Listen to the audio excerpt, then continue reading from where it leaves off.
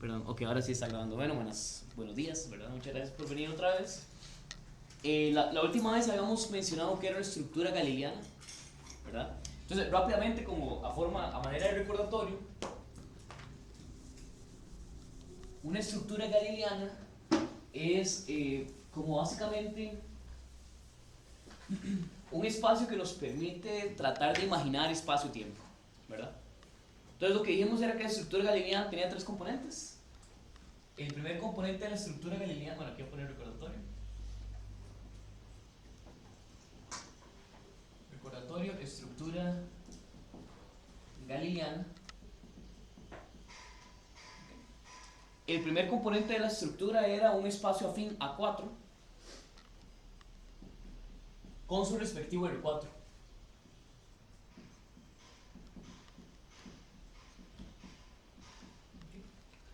Bueno, mucha gente me preguntó con respecto a A4 qué era lo que significaba, ¿verdad? Como que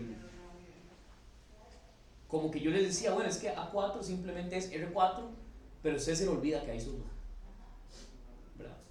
Es decir, a usted lo que le importa a A4 no es la estructura algebraica, sino la estructura geométrica, ¿sí? Por ejemplo, usted en lugar de A4 puede haber pensado en la bola 4 dimensional. O sea, geométricamente son lo mismo, digamos, son homeomorfos, al menos en un sentido topológico se puede deformar uno en el otro, ¿verdad? ¿Sí? Pero el A4 además necesita que haya una acción de R4 que le permita a usted trasladarse. ¿Sí? Usted puede traducir lo que significa trasladarse eh, en R4 a A4 bajo una transformación, bajo un isomorfismo, ¿verdad? De hecho, eso lo quería explicar. Hagámoslo con un ejemplo más sencillo, ¿verdad? ¿Cuál es una transformación que me puede convertir todo, por ejemplo, R2 en la bola de dimensión 2 en el disco, digamos? Uh,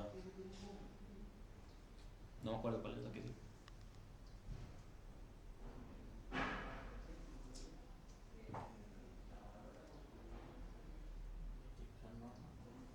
No tengo por qué tener una norma, ¿verdad? Pero como mandar x, y a... Ah, bueno, o hagamos otro más sencillito, ¿verdad?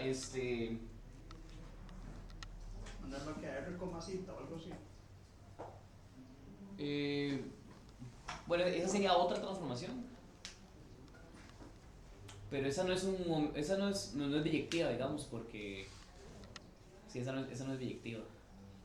Pero por ejemplo, la exponencial, ¿verdad? A ver, la exponencial me manda...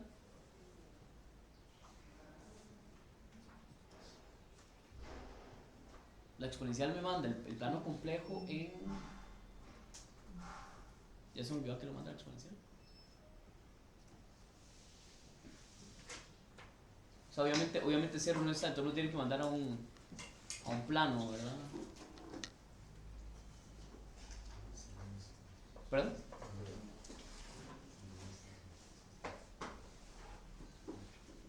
O sea, soy muy chafa, voy a ver, ¿cómo es?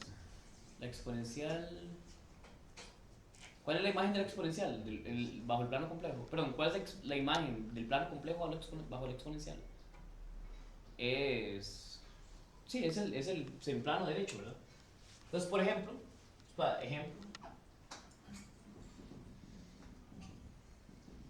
existe un homeomorfismo.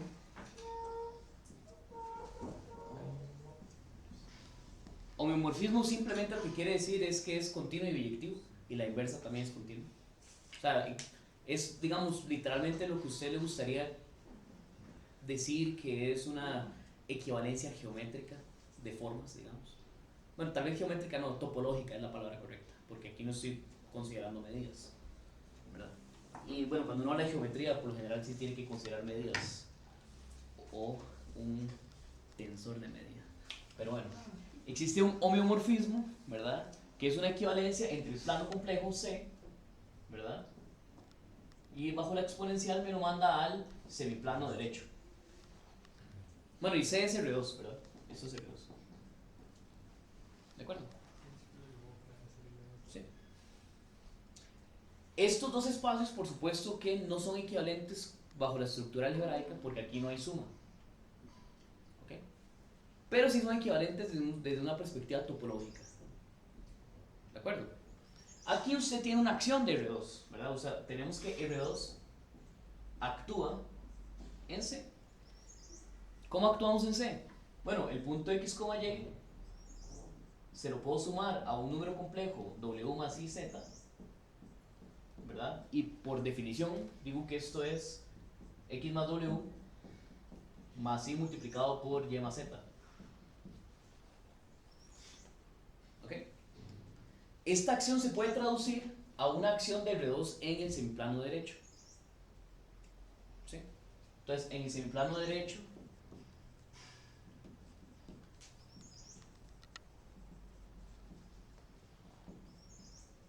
O sea, bueno, es a C menos 0. sí, perdón, tiene razón. Es AC menos 0, tiene razón. Pero entonces no es un homeomorfismo, ¿verdad? Porque obviamente C menos 0 no es homeomorfo a R2. Ah, qué pereza. Bueno, o sea, es esto, más bien. Ah, qué pereza. Pero salvo eso, de verdad, sí. Lo demás es... No, pero sí es importante porque... Sí es importante. Bueno, ok, voy a borrar esto.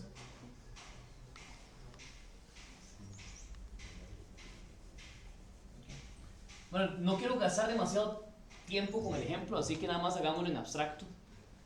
Digamos que existe un homeomorfismo en F que va de R2 a el disco. ¿Está bien? Entonces, todo lo que quiero decir es que entonces R2 actúa en R2 bajo traslaciones. Y otra vez, como les expliqué la vez pasada, cuando yo digo actúa, lo que quiero decir es, existe una forma de sumar elementos de acá con elementos de acá. De hecho, a este ni siquiera lo voy a llamar R2, lo voy a llamar A2, porque quiero especificar que lo estoy pensando como objeto geométrico, que la suma no me importa, ¿verdad? Entonces, R2 actúa en A2 básicamente por definición del espacio afín. Se puede trasladar dentro de su espacio afín, ¿verdad? Una forma, por ejemplo, de pensar en el espacio afín, justo lo estaba hablando con Fernando, es como un plano de dimensión 2 dentro de un espacio de dimensión 3, pero que no pasa por el origen. Usted ahí no tiene suma, al menos no la suma canónica que tendría dentro del 3, ¿verdad?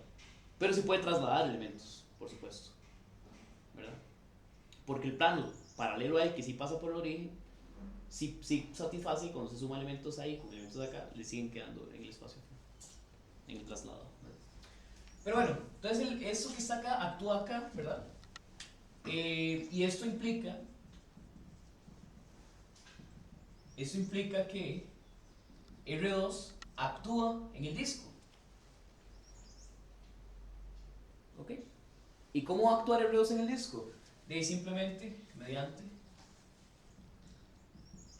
¿Qué es lo que yo quiero que X, Y más un elemento en el disco sea? Voy a llamarle A al elemento del disco. Voy a llamarle A, B. Quiero que esto sea, le agarro la preimagen a este en R2 bajo el homeomorfismo, ¿sí? Le sumo ese vector y después lo vuelvo a tirar. Es decir, quiero que eso sea F de X, Y más F al menos 1 de A, B.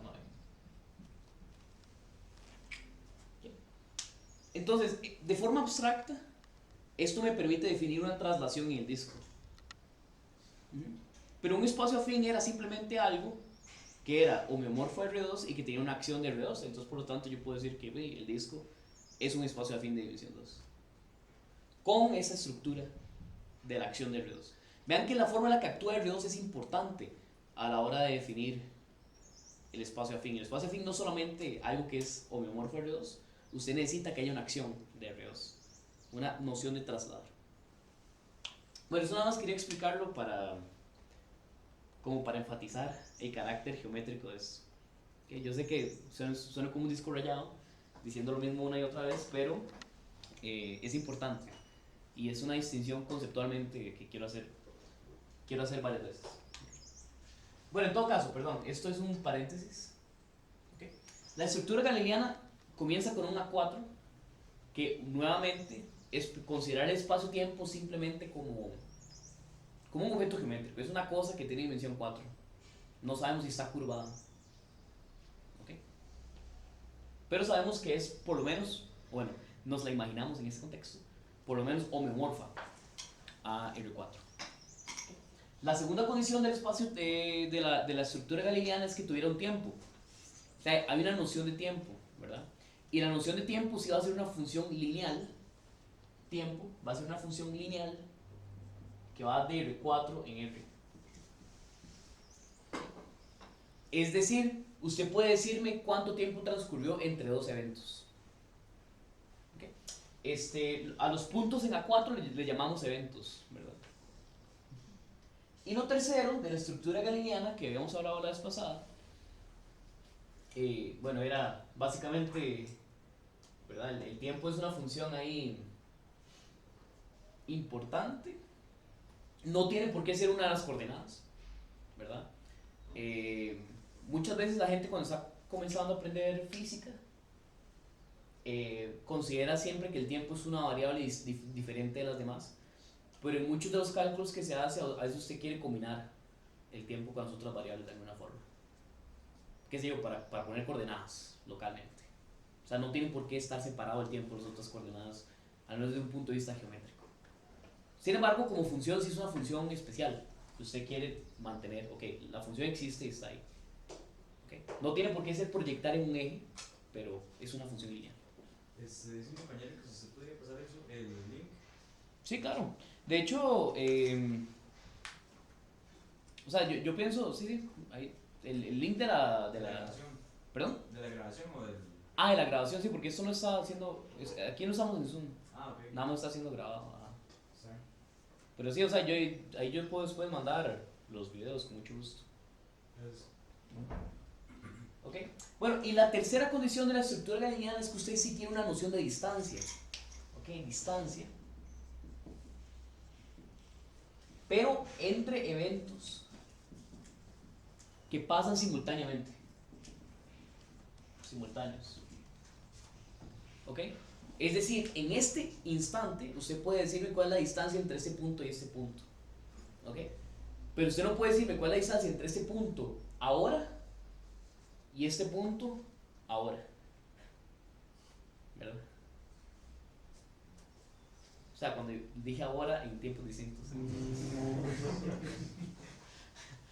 ¿Ok? Sí. Bueno, la vez pasada habíamos generado un poquito de intuición al respecto de eso, ¿verdad? Okay. Bueno, perfecto. También habíamos hablado que era una transformación galileana, ¿verdad? Y habíamos dicho que, bueno, el grupo galileano son básicamente las transformaciones que usted puede definir de A4 que preservan la estructura galileana. Preservar la estructura galileana significa tres cosas. Bueno, el grupo galileano es el grupo de funciones f que van de A4 en A4, tales que... Okay. La primera condición que usted quiere que tenga una función es que preserve o sea, que preserve A4 con su respectivo R4, o sea, que sea lineal, ¿verdad? Pero bueno, lineal no tiene sentido en ese contexto, porque usted no puede sumar acá, pero sí puede restar. Entonces usted quiere que esa función sea separe restas, digamos. Es decir, bueno, usted está transformando el A4 junto con el R4, ¿verdad? A menos B no tiene sentido dentro de A4, tiene sentido dentro del R4. ¿Okay? Pero bueno, dentro del R4 sí quiere que F de esa diferencia sea la diferencia de las Fs.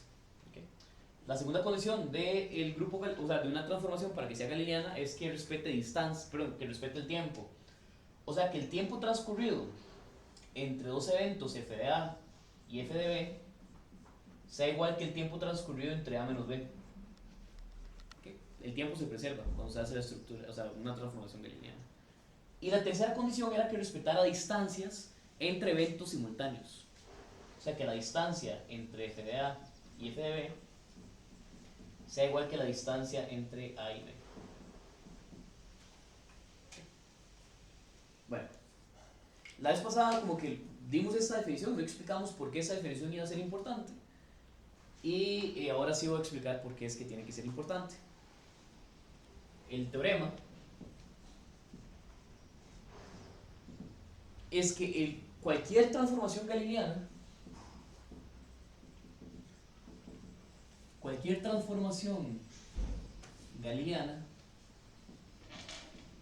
donde cuando digo transformación galileana me refiero a un elemento de ese grupo,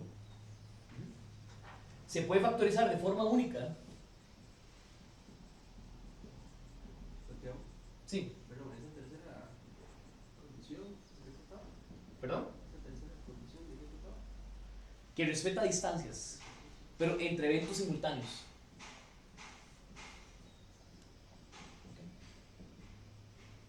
La noción de eventos simultáneos sí tiene sentido, ¿verdad? O sea, usted puede decirme que A menos B es a cero. Bueno, que el tiempo en A menos B es a cero, ¿verdad? ¿Sí? La vez pasada habíamos hablado justo de eso, que, o sea, usted puede pensar, bueno, como usted es una transformación lineal, tiene un kernel o un núcleo, que es una copia de R3 dentro de ese R4. ¿Okay?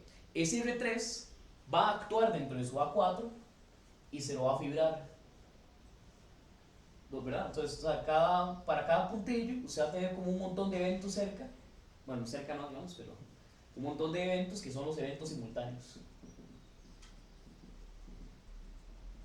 y eso le va a dar una fibración. Cada una de ellas va a ser isomorfa, digamos, a una copia de A3. Entonces se imagina que el tiempo transcurre en esta dirección, ¿verdad? Y usted tiene cada uno de esos. Dentro de cada una de estas fibras usted tiene una noción de distancia, que es la que está allá.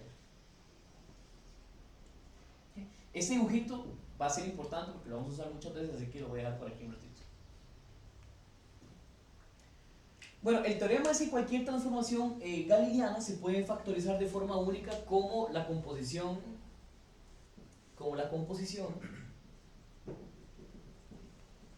de las siguientes. Aquí estoy, digamos, diciéndolo de forma un poquito ambigua, pero es porque no quiero usar el lenguaje de grupos de forma demasiado elaborada. ¿Ok? Primero, traslación del eje coordenado. Perdón, cualquier transformación galileana en R4. ¿Okay? La vez pasada habíamos dicho que toda la idea de la estructura galileana es deshacerse de la suma, ¿verdad? Pero en particular R4 es un ejemplo de una estructura galileana. ¿Okay? Hay muchas otras, básicamente cualquier cosa que sea homeomorfa a R4 va a tener una estructura galileana, ¿verdad? Donde se puede traducir todas esas propiedades. Y hay otras, ¿verdad? Pero en particular R4 es un ejemplo. Y R4 como ejemplo, como primer ejemplo, digamos, es útil porque nos permite encontrar estas factorizaciones. En matemática eso siempre va a pasar.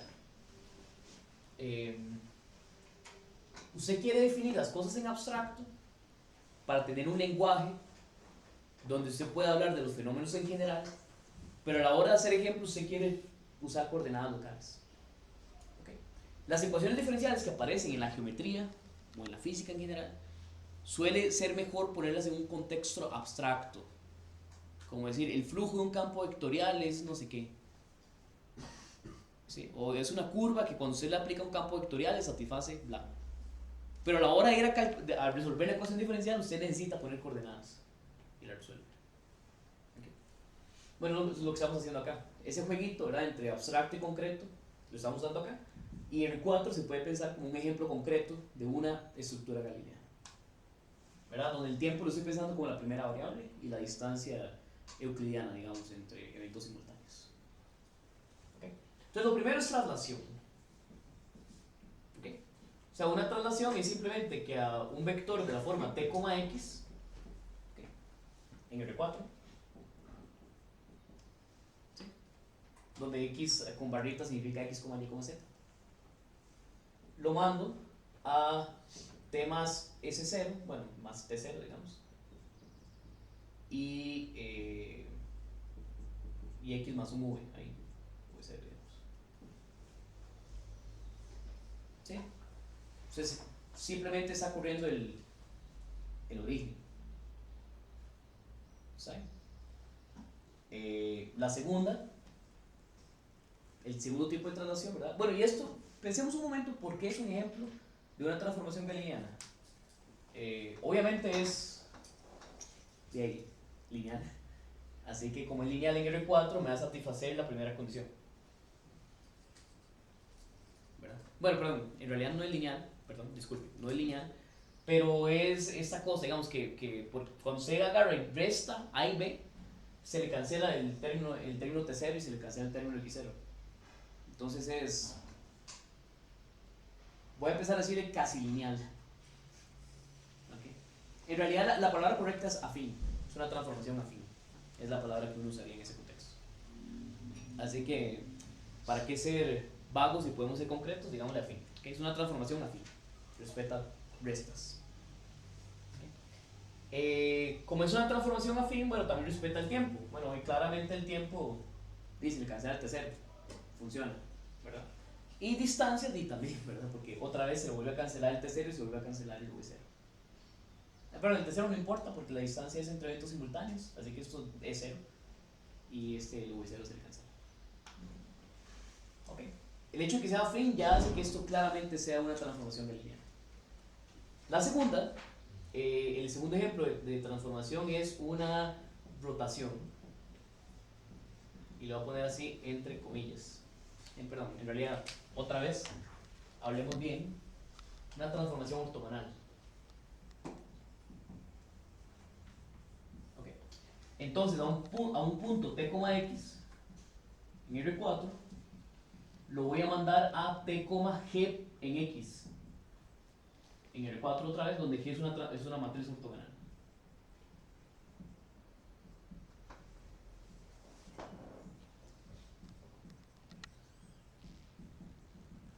Perdón, O3. Es una matriz ortogonal. ¿Ok? Sí. Otra vez, el tiempo claramente es respetado. ¿Sí? Sigue siendo una transformación afín, porque esta sí es lineal con todas las de la ley, y lineal es en particular afín. Y respeta distancias porque eso es justamente lo que hace una transformación ortogonal. Por definición, una transformación ortogonal es una transformación que respeta distancias. Bueno, y el tercer, bueno, ya voy a hablar de esto, la verdad. El tercer tipo de transformación que nos va a importar son traslaciones con velocidad constante. O sea,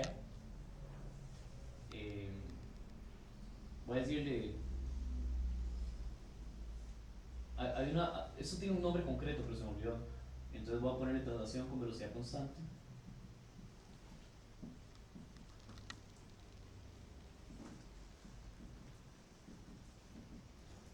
Okay.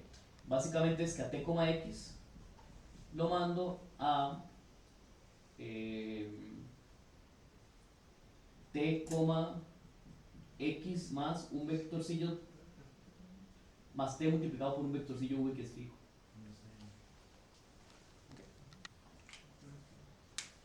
Sí. Tengo una pregunta, es unicidad del salvo el orden, ¿verdad? Usted fija que este vaya primero, este vaya segundo y este vaya tercero. Al revés, que este vaya primero, este vaya segundo y este vaya tercero. Escrito de izquierda a derecha. Es como que usted primero mueve el origen, después lo rota y después, si es necesario, lo dilata con respecto a una velocidad constante. Bueno, eso es un teoremón, la verdad, porque lo que le está diciendo es que la estructura galileana justamente lo que hace es parametrizarle todos los posibles marcos de referencia inerciales. ¿Verdad? Un marco de referencia inercial es, usted escoge cualquier punto en el espacio como su origen, le pone el tetaedro, digamos, de referencia, ¿verdad? De referencia. Y lo último que tiene que permitirle es que la posibilidad de que ese marco de referencia se esté moviendo a velocidad constante en el tiempo. ¿Sí? O sea, si algo se mueve a velocidad constante, usted puede pensar que está quieto y que lo demás nada más tiene una velocidad añadida y en la dirección opuesta, ¿verdad? Si algo se está moviendo a velocidad constante, usted puede decir que o sea, que no se está moviendo, ¿verdad? Por lo menos a la hora de poner coordenadas.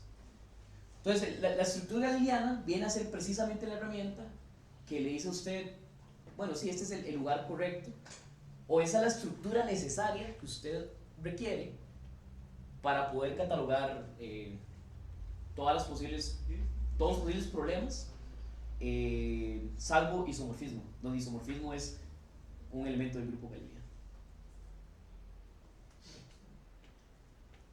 Bueno, eso es entonces, o sea, ese es el motivo por el cual vamos a usar las estructuras galileanas.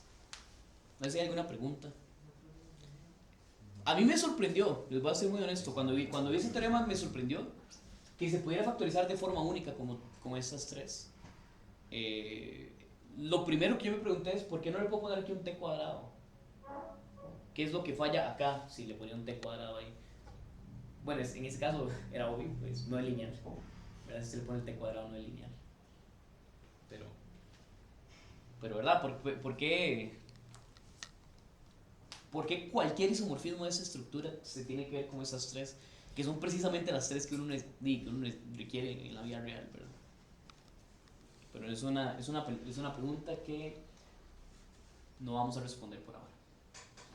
Bueno, eso es el recordatorio de la última vez. ¿No sé si hay alguna pregunta? Es que me gustaría que agarrara como 2 puntos de R4, quizá en traslación, y hiciera los tres, y demostrar esos tres como para verlo. Quizá es evidente, pero yo estoy yendo un poco más lento en esto. Como dar un ejemplo de una transformación galileana, más bien. De una traslación. De agarrar la traslación entre 2 puntos y demostrar esas tres características del grupo. Bueno, está bien. Podemos hacer eso. Digamos, por ejemplo, si usted quisiera verificar la primera. Bueno, de hecho la primera la verificamos un poquito como en el aire. Verifiquemos la tercera, que es la más interesante de todas. Okay.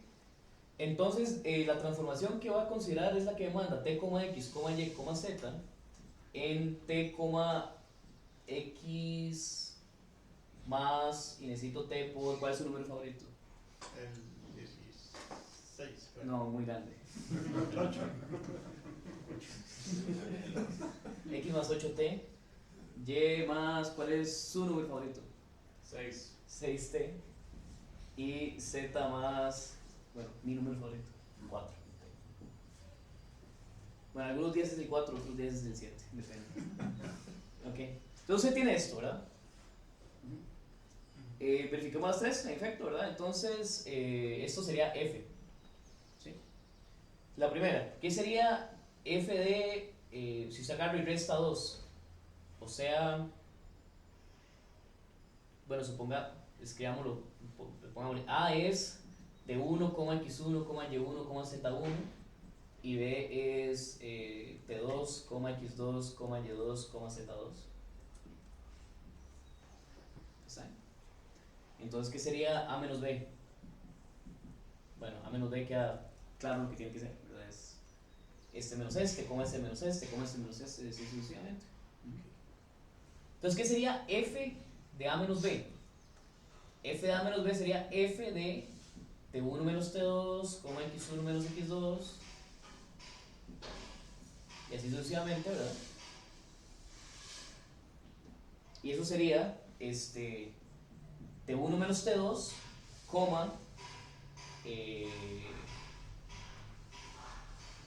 x1 menos x2 más 8t1 menos t2, ¿verdad? Y así sigue sucesivamente, ¿verdad? Lo primero que usted puede observar es que en efecto el tiempo, bueno, el tiempo se mantiene, ¿verdad? El tiempo que pasó. No, perdón, lo primero que necesito observar es más bien que esto es en efecto f de A menos f de B. Pero eso ahora sí es claro, ¿verdad? Porque f de A, o sea, esto es t1, x1 más 8t1, perdón, aquí va así, hasta que termine el paréntesis, menos t2, x2 más 8t1, que es f de A menos f de B. Okay. Entonces, lo primero que usted puede ver es que en efecto es una transformación afín. Lo segundo que puede ver es que en efecto el tiempo que transcurre entre f de A y f de B es T1 menos T2, que era el tiempo que transcurría entre A y B, ¿verdad? Y lo tercero que puede verificar es que la distancia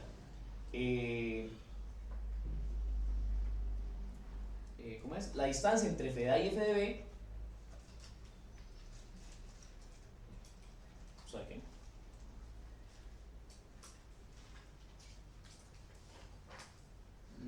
Un momento. Sí, man.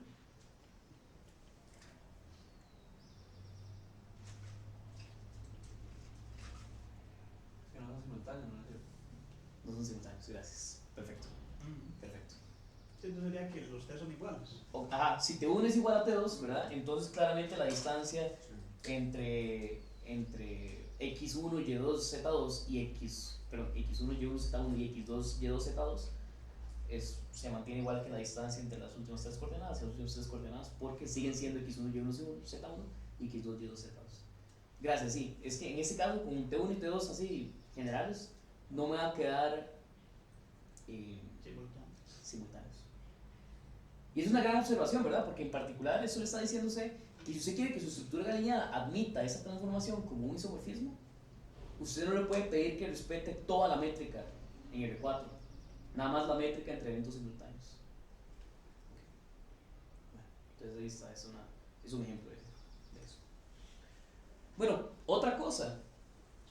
Este teorema que está acá le está diciendo que usted puede determinar la dimensión del grupo de transformaciones galileanas, ¿verdad? Eso que está acá le está dando 4 grados de libertad. Usted lo puede mover en 4 posibles grados de libertad, ¿verdad? Este que está acá, las matrices ortogonales de grado, perdón, en R3, tienen dimensión 3. No vamos a demostrar ahorita, no, les voy a explicar por qué. O sea, si usted quiere rotar una esfera, por ejemplo, lo que usted tiene que hacer es escoger un eje de rotación, ¿sí? Que lo puede hacer con 2 grados de libertad, porque es un punto sobre la superficie de la esfera, ¿sí? Y tiene que decir en cuántos grados lo mueve. Es un grado más de libertad. Entonces ahí van a ir 3 dimensiones. 3 dimensiones para eso. Entonces 4 más 3, 7, ¿verdad? Y eso que está acá tiene 3 grados de libertad, porque usted lo único que hace es escoger el V0. Eso quiere decir que el grupo de transformaciones galileanas tiene dimensión 10. O sea, las simetrías del espacio-tiempo bajo esta noción, digamos, de lo que es espacio-tiempo, es un grupo de dimensión 10. Pregunta, ¿qué es la dimensión de un grupo? Bueno, en este caso, ¿verdad? Cuando usted tiene un grupo que aparece con el conjunto de simetrías de un objeto geométrico, ese grupo tiene estructura geométrica por su cuenta, y eso lo convierte en un grupo de Lie. O sea, usted tiene multiplicación, pero no solamente tiene multiplicación, sino que esa multiplicación es suave, y además usted puede decir que 2 transformaciones estén muy cerquita una de la otra, digamos, en ese sentido. Es un espacio topológico, que además es un grupo, y además tiene estructura de variedad diferencial. Como variedad diferencial, tiene dimensión 10. Es lo que estamos diciendo. Okay. ¿Y no era que para un grupo continuo la dimensión era algo así como el número de parámetros? Justamente, es lo que acabo de hacer acá, contando todos los parámetros que usted puede tener, al menos localmente, ¿verdad? O sea, los parámetros están dados por los grados de libertad de esta, más los grados de libertad de esta, más los grados de libertad de esta. ¿Más preguntas? ¿No? Bueno, entonces tiene dimensión 10, el grupo de transformaciones galileanas. ¿Va a borrar acá?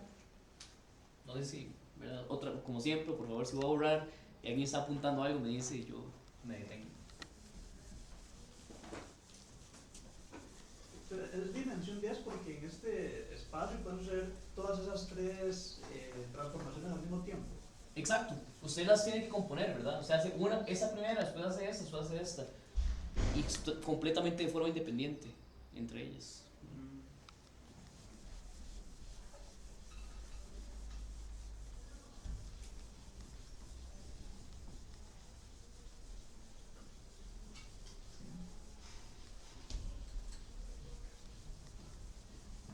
Puña, va a hacer músculo volando sin pensarlo. Ok, bueno, ahora sí, voy a comenzar a hablar de, digamos, el capítulo, bueno, va a decir 1.2, que es básicamente lo que a todos aquí nos interesa, cómo se mueven las partículas. Entonces, bueno, un par de definiciones que las voy a decir en el aire, digamos. Si usted tiene una curva, que es una trayectoria o una curva, ¿verdad? Trayectoria sería la palabra que usa en física, curva sería la palabra que usamos en matemática. Simplemente una función que va de R en Rn, ¿verdad? Eso es lo que es una transformación, una curva, una trayectoria, ¿verdad? ¿Dónde es R? Le está parametrizando el tiempo. Le está diciendo en el segundo t, ¿dónde está su partícula? Por ejemplo. ¿Okay? Bueno, se puede definir, da una trayectoria, se puede definir claramente la velocidad inmediata, que la voy a anotar con un puntito arriba para ser consistente con la notación física. Y es de la derivada de toda la vida. Esto es la derivada de toda la vida. Y le voy a denotar la aceleración, eso es velocidad. Y la aceleración es simplemente como la segunda derivada. Perfecto, aceleración.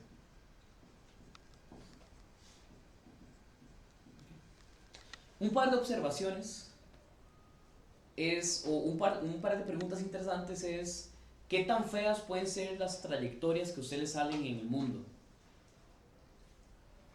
O sea, cualquier trayectoria se tiene que ver bonita. Por ejemplo, una trayectoria se puede ver así.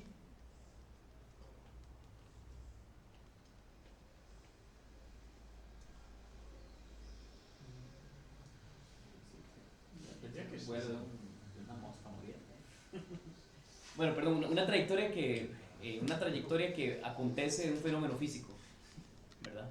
Porque sí, o sea, claro, los humanos sí nos movemos de forma errática, pero digamos, no estamos sujetos a una fuerza que nos está moviendo en esa dirección. ¿No? Bueno, por lo menos, no que se sepa. Pero por ejemplo, los planetas, o sea, los planetas se mueven de forma muy bonita. No tienen picos, que es lo que me importa. ¿Okay?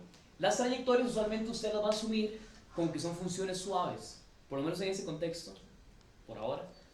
Yo sé que no siempre es así, ¿verdad? Y de hecho, si aquí estuviera Montalto, que hace análisis, les diría que una gran parte del análisis es darse cuenta cuándo la trayectoria es suave, ¿verdad? Cuándo la solución a una ecuación diferencial es suave, ¿verdad? Y en qué sentido podría no ser suave. Pero por ahora nos va a interesar que sean suaves. ¿Y aquí hablamos solo de trayectorias o de fenómenos físicos en general? Trayectorias, por ahora. O sea, vamos a ver que varios de los fenómenos físicos que no son necesariamente una partícula moviéndose se van a ver de esta forma, de todos modos. Pero por el momento, déjeme decirlo de esta forma. ¿Okay? El problema para mí principal son los picos. ¿Okay? Bueno, los picos sí son posibles incluso para una trayectoria suave. Por ejemplo, la función t cuadrado, t a la 3 tiene un pico. ¿Okay? Esa función de hecho se ve así, o sea, cuando se la grafica, eso se ve así.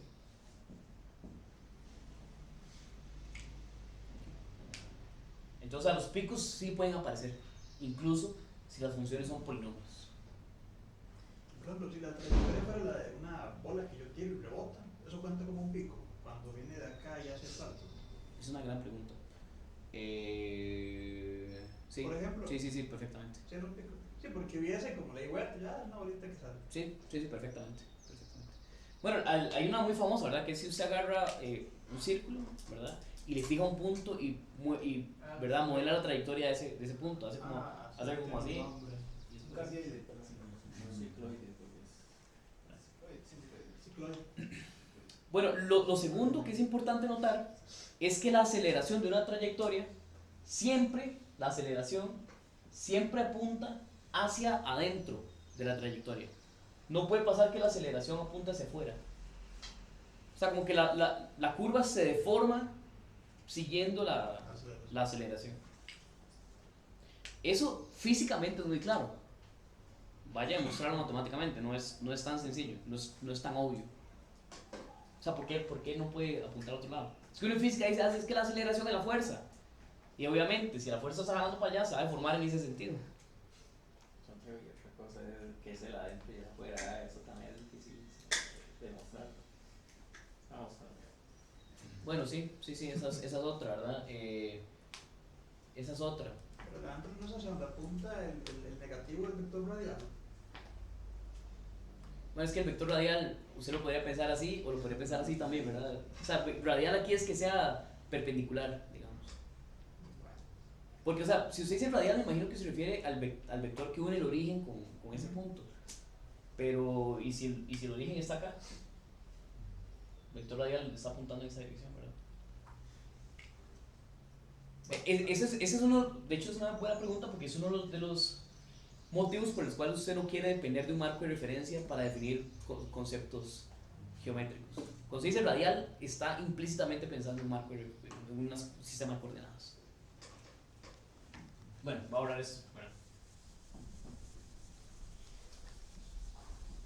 Ok. Voy a definir una aquí. Tal vez mis amigos doctorandos me pueden ayudar a definir, a traducir. Wordline. ¿Se les ocurre alguna? Línea de mundo, línea mundial. Esa es la que usa la gente usualmente. Línea de mundo. Ok, perfecto. Línea de mundo. Línea de mundo. Okay. Una línea de mundo simplemente va a ser una posible trayectoria de un objeto en una estructura galileana.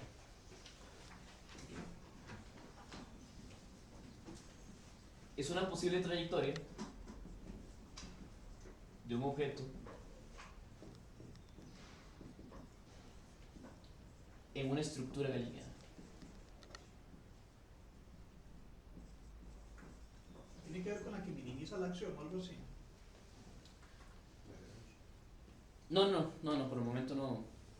Por el momento no estamos. O sea, cuando uno dice minimizar, siempre está pensando que hay como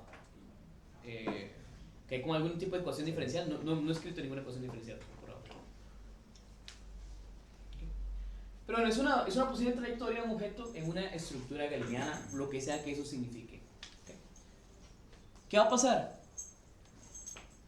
Según, digamos, nuestros axiomas, ¿verdad? La vez pasada yo he dicho que uno de los axiomas es que lo que estamos estudiando es determinista. O sea, que la posición inicial, junto con las velocidades iniciales, le tienen que a usted determinar cómo evoluciona todo el sistema. Okay. Entonces, por ejemplo, ¿verdad? Vamos a dibujar 4 dimensiones, como siempre lo he hecho. ¿Qué son 4 dimensiones? ¿Sí? Es el R3 ¿verdad? Y avanza en el tiempo. Entonces, supongo que usted tiene en 3 partículas, ¿verdad? Que interactúan de alguna forma y que tienen velocidades iniciales dadas por algo. ¿Okay? Entonces, esas 3 partículas van a evolucionar en el tiempo, de alguna forma. Y se van a enredar, ¿verdad? Entre ellas, de hecho.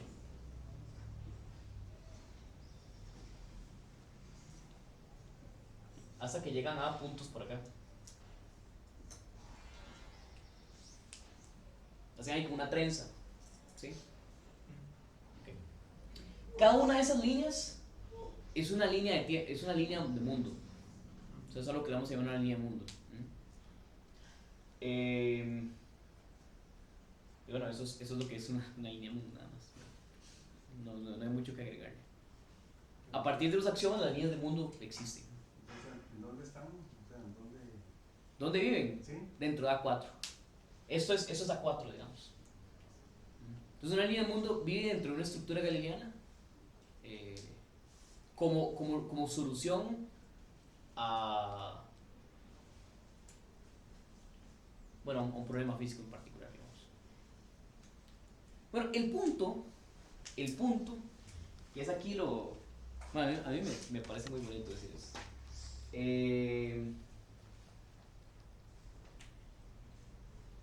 El punto es que si toda la evolución del sistema depende únicamente de las posiciones y de las velocidades iniciales, eso quiere decir que la aceleración de las partículas en cada momento del tiempo me la puede decir en términos de la posición y la velocidad.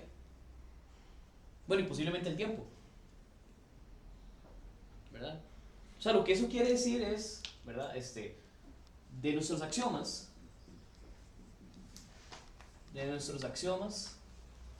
se deduce, bueno, axiomas que había mencionado un poco la vez pasada, ¿verdad? Que es determinista,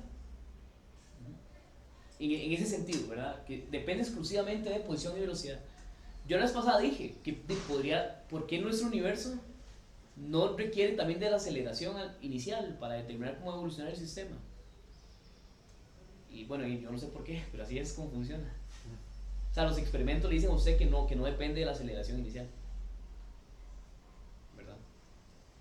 Y uno podría imaginarse un universo donde no es así, ¿verdad? Y en ese universo se tendría otro tipo de matemática para abordar los problemas físicos. Pero en este es así. ¿Okay? Pero de nuestros axiomas se deduce que entonces la aceleración de cualquier partícula. Bueno, disculpen, quizá voy a. ¿Verdad? Perdón, antes de escribir esto, déjenme escribir otra cosa, ¿verdad?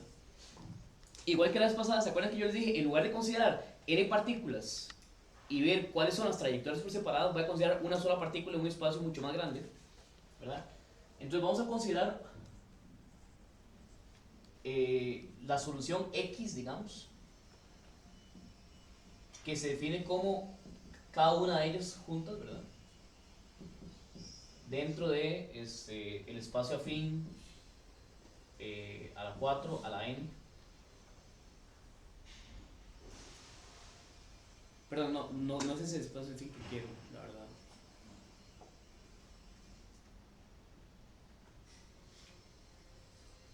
Un momento. No, ese no es el espacio que quiero, definitivamente.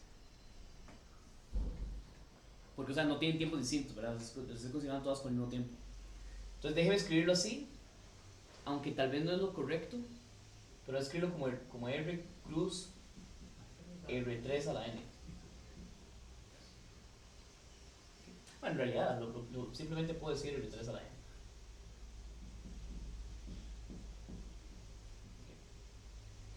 Aunque no me gusta esta notación porque implícitamente estoy asumiendo que tengo coordenadas locales, pero bueno, permítanme ese error momentáneo. Entonces voy a considerar eso como la única trayectoria que me define la trayectoria de las n partículas. Okay. De nuestras hipótesis, ¿verdad? Se deduce que tiene que existir una ecuación. La aceleración de ese vector, digamos, de esa solución X en el tiempo, cada una de estas depende del tiempo, ¿verdad? Bueno, y cada una de estas además tiene 3 coordenadas, ¿sí? Entonces aquí tienen 3n coordenadas. Cada una es una función en el tiempo. ¿Ok? Y en nuestros axiomas se deduce que tiene que existir una función f tal que esto sea igual a, ¿verdad? Depende de la posición, depende de la velocidad y depende del tiempo. ¿Tiene que? Porque si la aceleración está determinada, eso quiere decir que es una función de la información que tiene. Y la información que tiene es la posición, la velocidad y el momento en el que está. ¿Okay? Bueno, vamos a asumir que esta función f es suave. Vamos a asumirla suave. Perdón, una cosa más. Esto que está acá es la segunda ley de Newton, ¿verdad? La aceleración está determinada por la fuerza. ¿Qué es la fuerza? Esa función. La letra F la estamos usando ahí de forma sugestiva.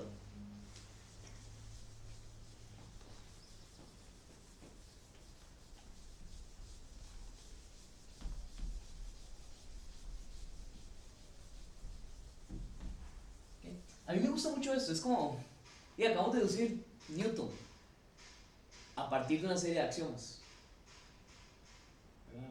Bueno, a mí me gusta mucho. ¿Y hay alguna forma de llevar eso a la ecuación de la segunda ley?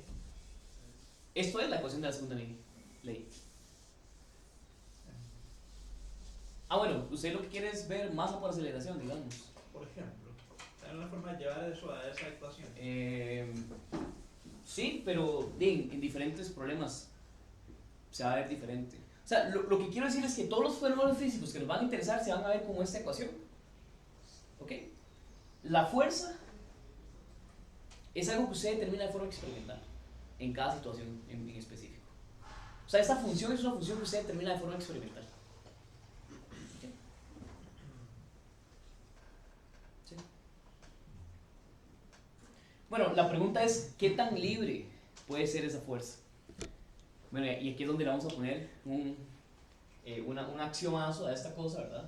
Propiedad.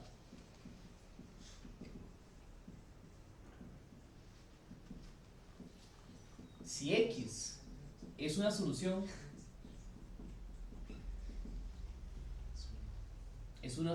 de... Y a esa ecuación le voy a poner la ecuación estrella, digamos. De ahora en adelante siempre va a ser la ecuación estrella. ¿Okay?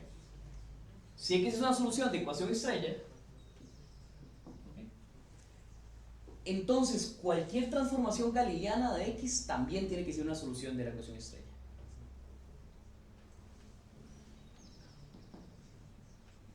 Entonces, cualquier transformación galileana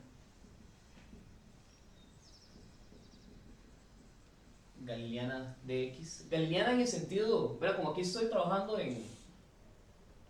¿verdad? Aquí implícitamente puse el R3. Entonces galileana en el sentido de, o sea, le hago la misma transformación como las tres que vimos a todos los X1 Xn al mismo tiempo, pero que sea la misma para todos. ¿Okay? Entonces, cualquier de X también tiene que ser una solución de estrella. Tengo una pregunta. Adelante. Puede ser un poco tonta, pero no estoy muy seguro de axiomáticamente de dónde salió, digamos, que la aceleración tiene que ser función de la... O sea, eso, digamos, lo sé, pero no sé como axiomáticamente de dónde salió que la aceleración tiene que ser función de X y X punto. Sí, o sea, como de dónde postuló, digamos, que X y X punto tienen que ser, bueno, necesarios y segundo, parámetros independientes para aparecer una aceleración como función. Bueno, la parte que sean independientes no es necesaria. O sea, puede ser que haya una relación entre la posición y la velocidad que usted no conoce.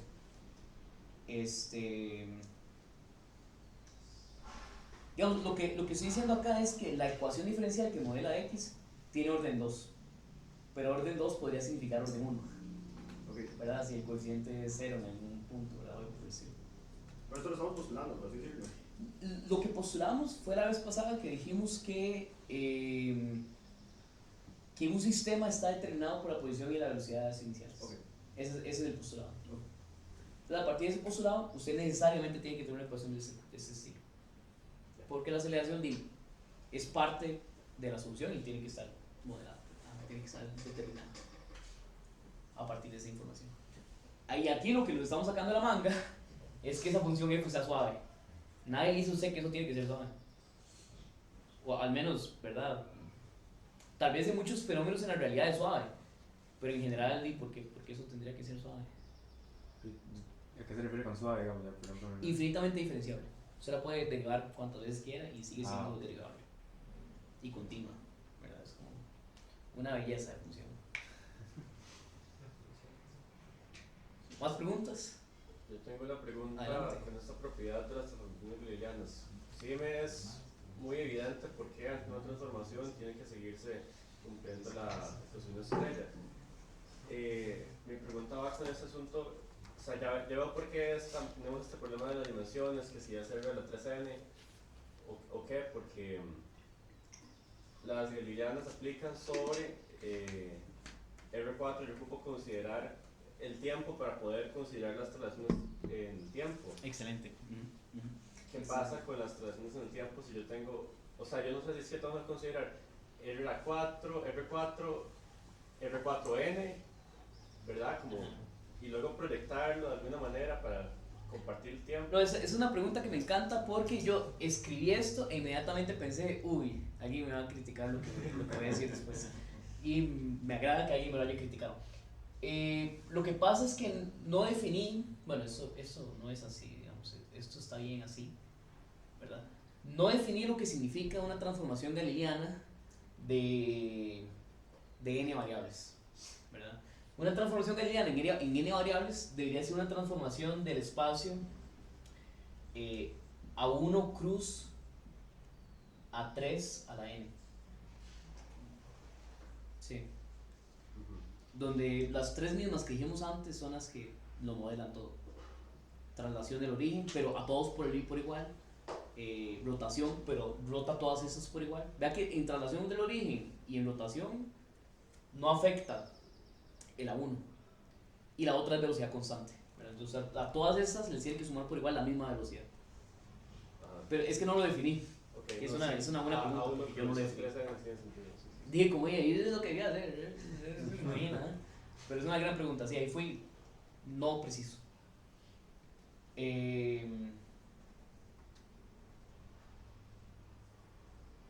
¿Verdad? Entonces, por ejemplo, si, o sea, qué sé yo, si mi punto fuera t, trayectoria de la partícula 1, trayectoria de la partícula 2, y así sucesivamente hasta trayectoria de la partícula n, una transformación galileana podría ser la que me manda esto en el mismo t, x1 más t por v, donde v es fijo, ¿verdad? Y le hago lo mismo a todas las más, x2 más t por v, con el v fijo y así sucesivamente hasta xn más t por v.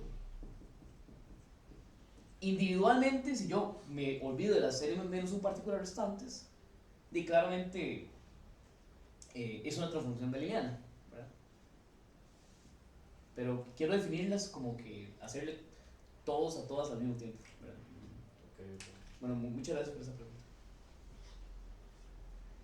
Ok, bueno, esa propiedad no la inventamos también, o sea, no es algo que usted deduce, es algo que se está inventando.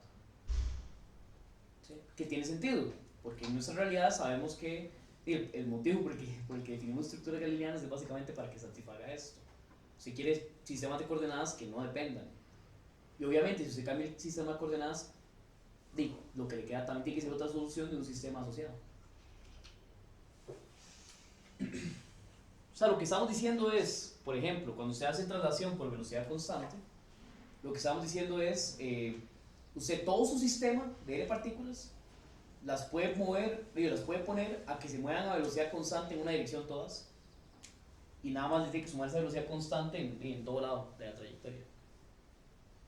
Y por supuesto que eso es una solución, ¿verdad? Porque si todas las partículas se mueven al principio en una dirección, es como si ninguna de ellas lo estuviera haciendo. Pero bueno, siempre que sea velocidad constante, ¿verdad? Velocidad constante. Si la velocidad cambia, ya eso no pasa. Okay. Bueno, este axiomita le dice a usted varias cosas. La primera que le dice es que la función f no puede ser muy libre. Okay. Entonces, digamos, implicación o consecuencia.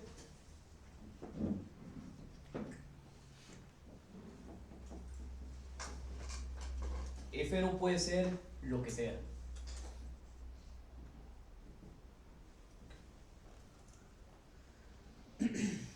¿Verdad? La primera observación es que si el sistema no cambia, o sea, si usted tiene otra solución idéntica, si traslada el tiempo,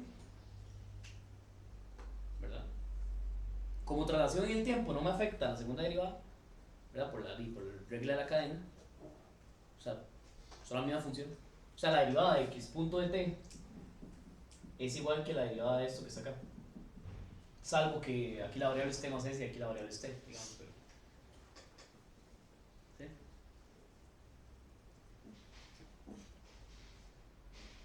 Y entonces f no puede depender del tiempo en realidad, ¿verdad? Porque si usted lo mueve en el tiempo y obtiene de ahí otra solución, ¿verdad? Del mismo sistema, entonces esta f no puede depender del tiempo. ¿Tiene sentido eso? Sí, ¿verdad? O sea, decir que yo lo puedo trasladar en el tiempo es lo mismo que decir que no depende del tiempo, ¿verdad? Ese es el punto. Entonces, consecuencia, f no puede ser lo que sea. La primera restricción primera restricción, o escribámoslo así más bien, restricción 1. Restricción 1 es que f es independiente del tiempo.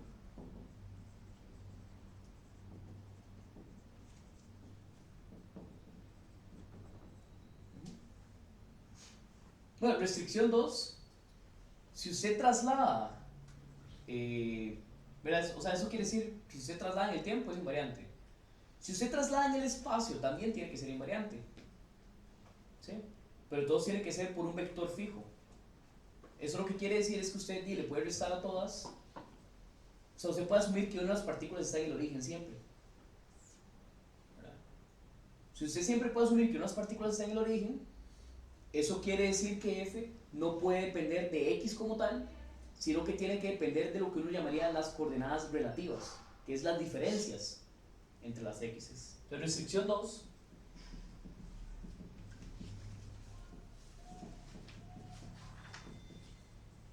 F depende solo de las diferencias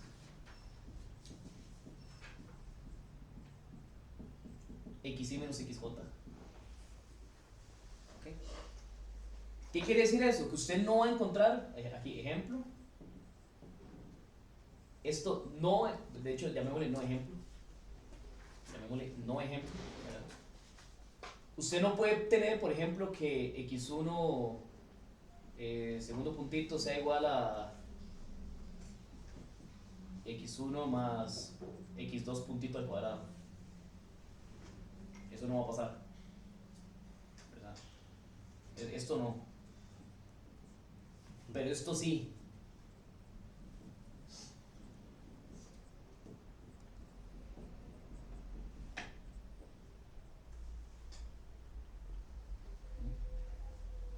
¿Sí? Porque usted debería ser capaz de trasladar y obtener otra solución. Aquí no lo está pudiendo hacer. Y la restricción 3. Perdón, no lo dije, que he dicho que traje notas. No lo dije, pero el hecho de que esa función sea suave le dice a usted por el teorema de existencia y unicidad, que yo le llamo el teorema fundamental de ecuaciones diferenciales ordinarias. Bueno, ecuaciones diferenciales en ese caso serían PDEs, serían derivadas parciales. Pero bueno, por el teorema de existencia y unicidad, eso dice usted que la trayectoria es única, siempre que esa f sea suave. Si la f no es suave, la trayectoria no tiene que ser única. Es un teoremón de ecua.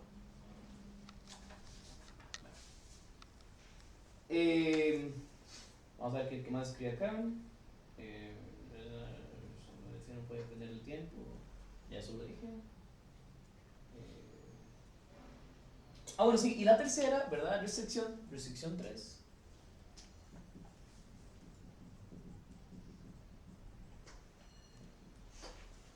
df tiene que ser invariante bajo rotaciones, ¿verdad? Eso lo que quiere decir es que, por ejemplo, si usted le aplica la misma transformación ortogonal a todos los vectores, eso tiene que ser como ser capaz de sacarle la transformación ortogonal a todo.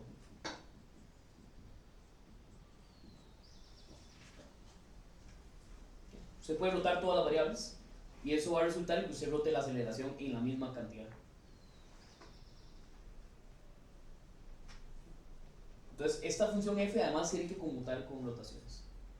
Entonces, a partir de esto, usted ya tiene un montón de restricciones. Usted ahí no puede poner la f que le dé la gana. Ok, f era la función de la fuerza. Es la fuerza. Entonces, esta restricción 3, ¿qué significa? Si yo estoy aplicando una fuerza a una botella y roto el sistema de coordenadas, ¿eso es lo que le está rotando? Lo que estoy diciendo es que la función de la fuerza es invariante bajo rotaciones. O sea, digamos, literalmente lo que estoy diciendo es que satisface esto que está acá.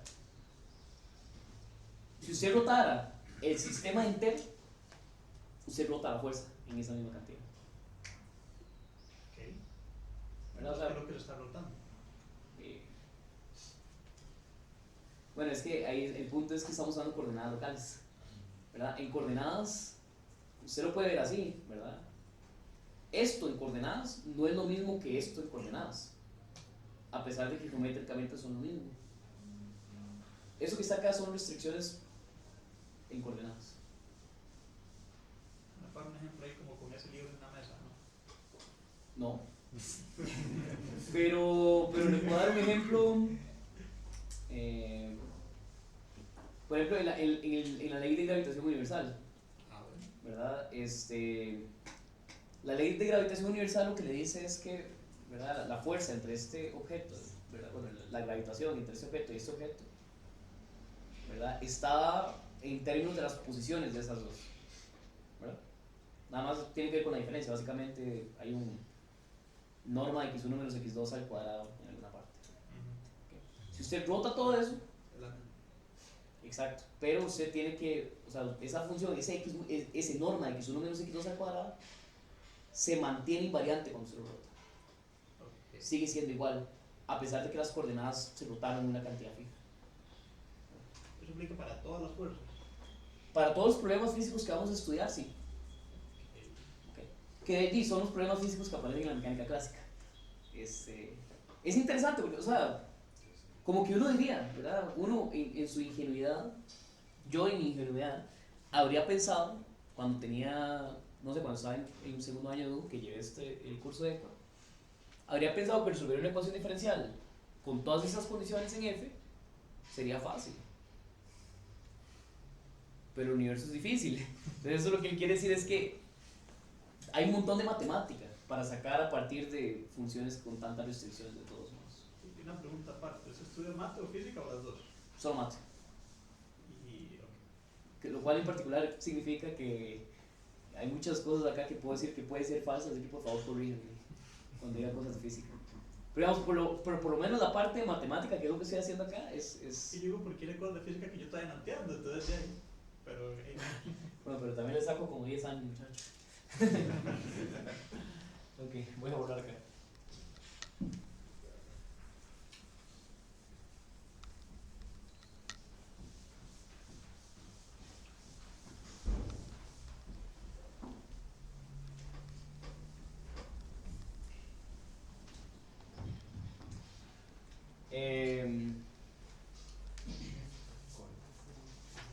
¿Alguna pregunta hasta ahí? ¿No? ¿Así? Y creo que es parecido a lo que preguntaba, digamos, no entiendo si ahí está como, digamos, un planeta dando vueltas o algo así. Digamos, la fuerza está cambiando constantemente, ¿verdad? De dirección, apuntando siempre hacia adentro, ¿verdad? Entonces, en el tiempo va cambiando de dirección, pero entonces, digamos, no depende del tiempo, ¿verdad? Como, entonces, dice que no depende del tiempo. Pero... Sí, no depende del tiempo, sino de las posiciones relativas. Lo que eso está diciendo es, por ejemplo, ¿verdad? O sea, sí depende de las posiciones, ¿verdad? Lo que eso le está diciendo es, digamos que aquí está el Sol y que aquí está el planeta. Entonces la fuerza, bueno, la aceleración en este caso, apunta en esa dirección. ¿Ok? No le estoy diciendo cuándo el Sol estuvo aquí y el planeta estuvo acá. Solamente le estoy diciendo que el Sol está ahí y el planeta está acá. Entonces por eso es que nada más depende de la posición.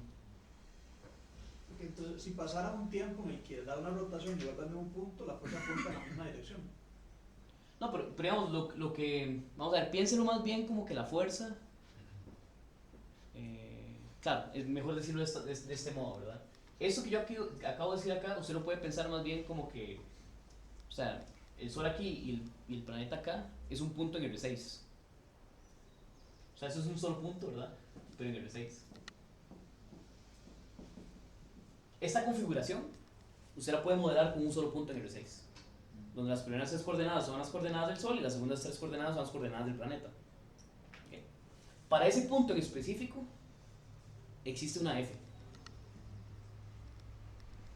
Que no depende de en qué momento se dio esa configuración. ¿Verdad? O sea, si el planeta rota, lo que sea, eso no importa. O sea, no importa cuánto tiempo tardó en rotar, lo que importa es dónde está. O sea, siempre que usted me pueda decir dónde está el planeta, me tiene que poder decir cuál es la función de F. Sí, es lo que yo le decía, digamos, si tarda un año en dar la órbita completa, entonces para el año siguiente está en la misma posición y tiene entonces la misma fuerza. Ay, perdón, ok, ya lo entendí, sí, exacto, eso es lo que estoy diciendo. Okay.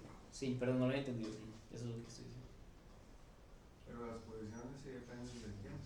O sea, ahí está el tiempo. La trayectoria, sí. O sea, cuando se determina trayectoria, la trayectoria es una función que depende de t.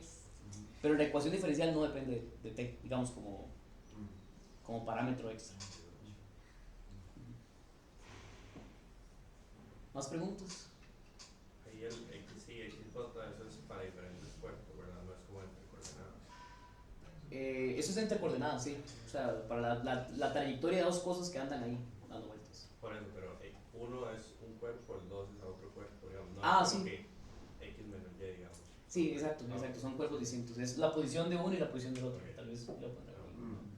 Fichitas. Sí, los son las coordenadas, claro. Buena pregunta.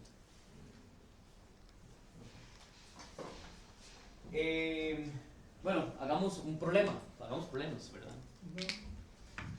Sí, sí, sí. Problema 1. Problema 1. Y da puntos extra, ¿no? Sí. Los puntos extra. Bien, si se quiere que le ponga calificación. ¿No? Problema 1. ¿Qué pasa si un sistema tiene un solo objeto? Que no hay fuerza. Bueno, no es la gravitación. olvídate. Tiene un solo objeto.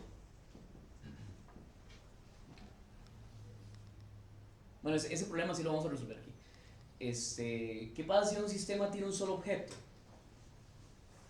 ¿Verdad? Por la propiedad 1, ¿verdad? Por la restricción 1, la ecuación diferencial no puede depender del tiempo. Bien. Por la ecuación 2, la ecuación diferencial no puede depender. Yo lo puedo agarrar y pensar que ese objeto está siempre en el origen, en cada punto. En cada momento del tiempo, digamos. ¿Verdad? O sea, como que yo puedo trasladar el origen. ¿Ok? Eso quiere decir que no depende de las coordenadas espaciales. ¿Ok?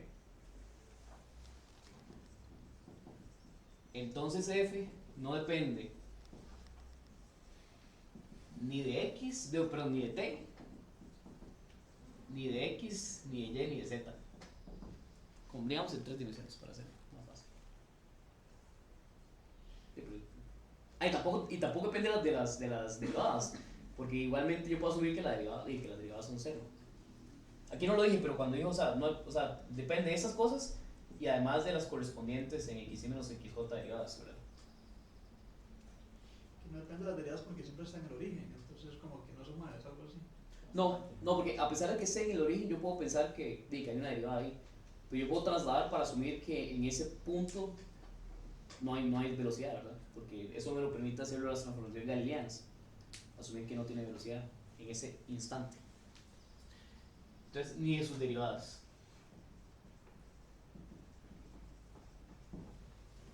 Y ahí, no depende de nada, entonces. Eso quiere decir que f es una función constante. O sea, f es una función constante. Es un sistema estático o algo así.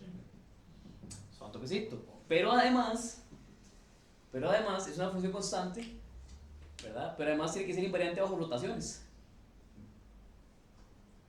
¿Cuál es el único vector constante invariante bajo rotaciones? Dentro de cualquier Rn No sé, el cero. y el origen. O sea, f es el vector 0, ¿verdad? Y eso quiere decir que x se mueve a velocidad constante. Entonces no hay fuerza.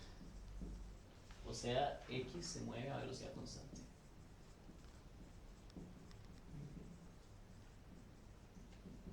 Primera ley de Newton. Principio de inercia, ¿verdad? Entonces, de ahí sale, eso es lo que quiere decir. Sí, estamos deduciendo la primera ley de Newton, correcto.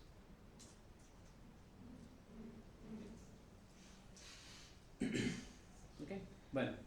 Problema 2, que ese sí no lo voy a resolver, pero eso los dejo. Problema 2. Pruebe que si un sistema tiene dos cuerpos, si un sistema tiene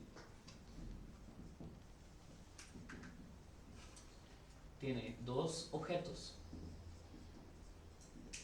okay, entonces esos objetos se van a mover en el tiempo únicamente, tiene dos objetos y velocidades iniciales igual a 0, y velocidades iniciales igual a 0.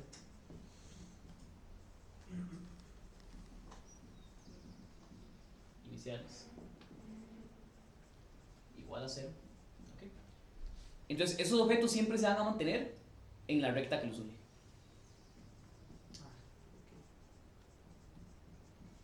Pero entonces una pregunta, voy a decirlo así, ¿estamos considerando solamente fuerzas de acción a distancia o también de contacto? Fuerzas de acción a distancia o también de contacto. Digamos, las fuerzas de contacto no se modelan de esta forma, ¿verdad? Las fuerzas de contacto... Yo creo que no hay formalismo para las fuerzas de contacto. Ah, ok. En este caso, si son solo puntos, pues no. Yo lo que imagino, bueno, y ustedes otra vez me van a corregir, yo lo que imagino es que cuando se tiene una fuerza de contacto, son demasiados los objetos que usted está considerando, ¿verdad? Porque en esa fricción hay muchas cosas que están ocurriendo, ¿verdad? Así que, sí, lo que dicen mis compañeros. Incluso usualmente las colisiones uno las modela como una interacción con un campo. Exacto. Claro, usted necesita...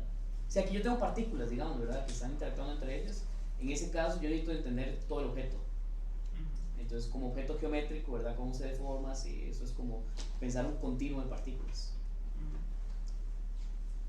Imagino yo. Okay. ¿Perdón? Usualmente no chocan. No chocan. Pero bueno, entonces esos objetos siempre van a estar en la línea que los une.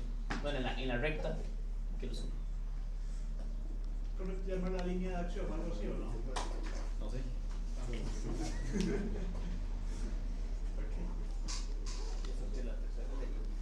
No, eso no es la tercera ley. De hecho, ya se me olvidó cuál es la tercera. La tercera ley es que... ¿Perdón? Ah, sí, bueno, esa no la vamos a probar. Creo que... Ok, bueno, aquí ahora hagamos ejemplitos. ¿Qué quiere decir exactamente eso? O sea, que van a estar en una línea que los une. O sea, Sí. no es por ¿Verdad? O sea, puede ser que sus dos partículas estén dentro de R3, las dos, ¿verdad? ¿Okay?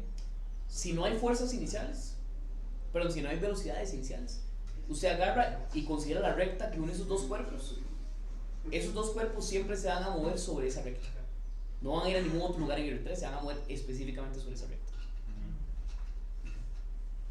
Y es algo que se puede deducir con formalismo completamente matemático. Se agarra, calcula las derivadas y ve, bueno, se tiene que mantener sobre esa recta. De hecho, bueno, les voy a soplar un poco de dónde viene la solución. Es por el principio de unicidad de soluciones. Bueno, y el problema 3. No, el problema 3 no, mentira, eso no lo quiero decir. Ejemplos.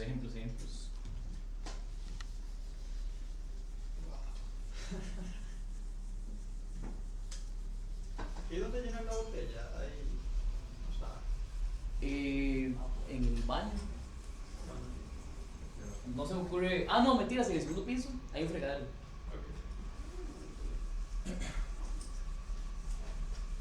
No está botella. Está larga botella.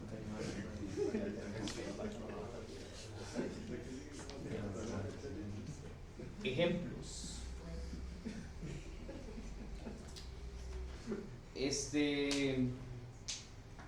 Hagamos el ejemplo del vector de posición. ¿Okay? Ejemplo, vector de posición con respecto a un punto fijo. Con respecto a un punto fijo de una piedra cayendo. ¿Okay? Ese es el ejemplo más natural que usted se puede imaginar, ¿verdad? Si usted nada más tiene una piedra cayendo, eso no tiene sentido, ¿verdad? ¿Cayendo con respecto a qué? O sea, ¿qué significa caer? Si usted solo tiene la piedra, no está interactuando con nada. ¿Okay? Si usted tiene una piedra cayendo, entonces puede decir que está cayendo con respecto a un punto que está fijo. Entonces es un sistema que tiene dos cosas pasando en él. Entonces es un sistema con dos cosas. Esto se modela como, ¿verdad? Y bueno, voy a pensarlo como un problema en R2. No lo voy a hacer en R3. Digamos, el punto fijo es este que está acá. Okay. Que lo voy a llamar, que tiene coordenadas x1 y y1, pero no es fijo, así que x1 es igual a 0 en el tiempo y y1 es igual a 0 en el tiempo. Okay. A la piedra le voy a llamar x2, y2. Okay. Y ese sistema se va a modelar con la siguiente ecuación diferencial. X1 aceleración, y1 aceleración igual a 0, 0. X2 aceleración y y2 aceleración igual a 0, menos g, donde g es la gravedad, ¿verdad? Usted siempre puede escalar la gravedad para que se vea así, digamos, ¿verdad? Asume que el objeto tiene masa 1, qué sé yo. Entonces su sistema se va a ver así, ¿verdad? Con ciertas condiciones iniciales, ¿verdad? Con condiciones iniciales.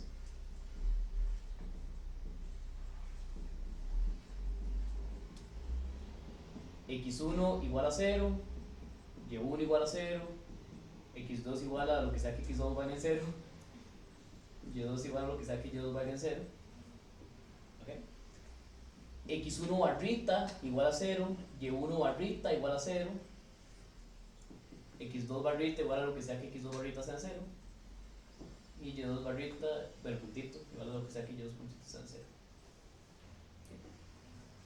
Así es como se van a ver sus sistemas siempre, ¿verdad? A pesar de que usted tenga dos objetos, digamos, y a pesar de que usted asuma que uno es fijo, si usted quisiera hacerlo todo, o sea, toda la modelación con el formalismo que acabo de explicar, usted debería modelar también la ecuación diferencial del punto que está fijo, digamos, el sistema de coordenadas locales. Lo que pasa es que uno en la práctica asume que eso que está acá simplemente, o sea, no resuelve eso porque obviamente la solución de la primera ecuación diferencial es x1 idénticamente igual a 0 y y1 idénticamente igual a 0. Bueno, y ese que está acá, ese sistema se resuelve muy fácil, ¿verdad? ¿Verdad? Si x2 doble puntito es igual a 0, eso implica que x2 puntito es igual a... es una constante, tiene que ser x2 puntito en 0, ¿verdad? Y usted integra y eso quiere decir que x2 es igual a x2 puntito en 0 multiplicado por t más x2 en 0. Okay. Y bueno, si usted hace lo mismo para y2, ¿verdad? Ya va a quedar que y2 es igual a menos g, perdón, menos g, lo cual implica que y2 puntito es igual a menos gt más y2 puntito en 0, ¿verdad? Y eso implica que y2 es igual a menos gt cuadrado dividido por 2 más y2 puntito 0 t más y2 en 0. Que es, bueno, la ecuación de toda la vida que uno ve cuando está en cuarto año de colegio, creo. Así no, pero... Usted se lo puede haber dicho así a un muchacho de 16 años, ¿verdad?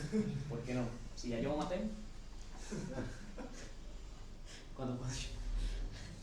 A mí, cuando yo estaba en cuarto año de cole, Eugenio aquí presente me dio cálculo en una variable. ¿Ah? Pero el de Matea. Sí, y la cosa es que yo llegaba al cole, ¿verdad? Y la maestra de física me dijo algo así como, bueno, pero usted está llevando Matem, ¿verdad? ¿Por qué no? ¿Cómo es que se hace esto, verdad? Y entonces, bueno, ella pensaba que era Matem, no era Matem, ¿verdad? Y entonces empezamos a resolver ecuaciones diferenciales con la profe de física, ¿verdad? Bueno, una anécdota ahí. Bueno, ese es el final del capítulo 1. Ahora quiero comenzar a hablar del capítulo 2, que básicamente es ejemplos. Ejemplos de cosas que puede ser esa función f. ¿Okay? Y lo primero de lo que vamos a hablar es de campos conservativos. Voy a hablar. Campos conservativos.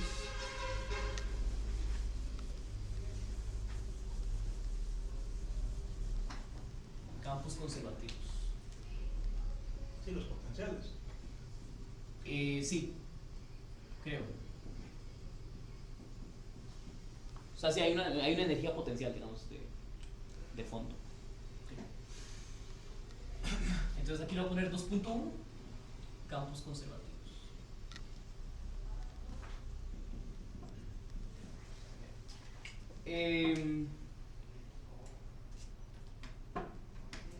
Bueno, decimos que un campo es conservativo, aquí definición. Ojo que, ¿verdad? La conclusión de toda la sección pasada es que en orden, perdón, qué gringa, es que para estudiar todas las posibilidades siempre vamos a estudiar una ecuación diferencial de orden 2. Entonces lo que sigue ahorita es enseñarles un montón de posibles ejemplos de ecuaciones diferenciales de orden 2, qué propiedades en específico pueden satisfacer, ¿verdad? Pero ahorita un poquito me voy a olvidar del significado físico de estas cosas y vamos a ver, bueno, qué pasa con estas ecuaciones en distintas situaciones. Ahí voy a tirar palabras físicas y todo, digamos, pero...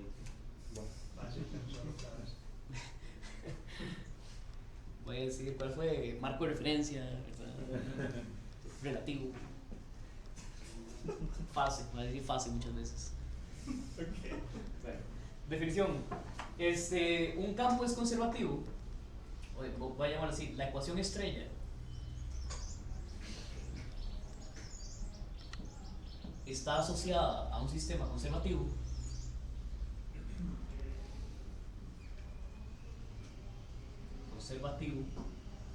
sí se ve como y se va a ver de la siguiente forma, se va a ver como xy puntito puntito igual a menos 1 entre mi multiplicado por la derivada de u con respecto a xy,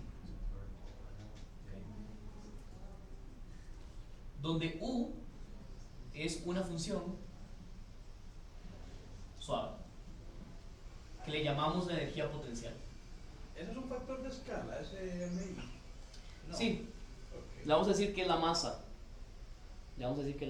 O sea, lo que pasa es que no siempre usted lo va a poder ver así.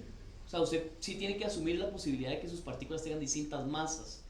La definición en ese contexto de masa es el inverso del coeficiente de esa derivada. Okay. Perdón, estás asumiendo nada más que potencial solo aprende de definiciones. O sea, sí. No es una función ahí exótica rara de... No, también puede depender de las derivadas. No, perdón, gran observación, sí, perdón. Gran observación, sí, no depende, claro, gracias. Entonces es una función suave que le llamamos la energía potencial. Sí, exacto, importantísimo. Energía potencial. Y no depende de las velocidades.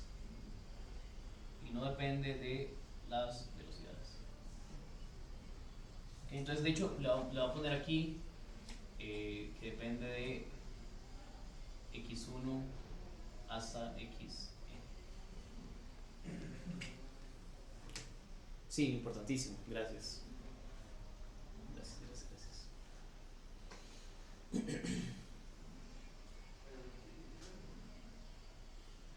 Okay. Bueno, en este caso, ¿verdad? Ese es el caso, el caso, por ejemplo, en el principio de acción, en la ley de gravitación universal, así se ve, ¿verdad?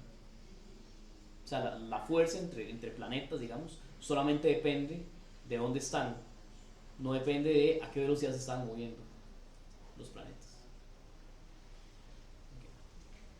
Okay. De hecho, escribamos como ejemplo, ¿verdad? Ejemplo.